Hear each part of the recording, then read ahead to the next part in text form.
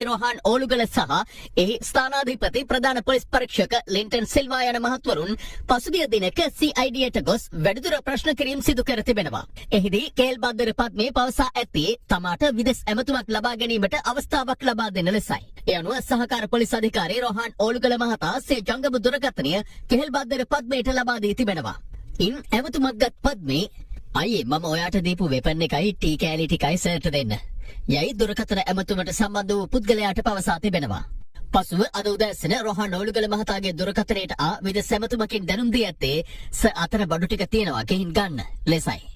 ඒ අනුව දුරකථනයට එවන ලද එම ස්ථානයට ගිය පොලිස් නිලධාරීන් අදාළ පාර්සලය සොයාගෙන ඇත්තේ පෑලියගොඩ මත්ස්‍ය වෙළඳපොළ ආසන්නයේදී. එය පරීක්ෂා කිරීමේදී මයික්‍රෝ පිස්තෝලයක්, රිවෝල්වර් වර්ගයේ ගෙනියවියක්, T56 මැගසින් 3ක්, T56 අලුත්ම උණ්ඩ 520ක්, අත්විලංගු කට්ටලයක් සහ යුද හමුදා නිල ඇඳුමට සමාන ඇඳුම් කට්ටලයක්ද හමු වී තිබෙනවා.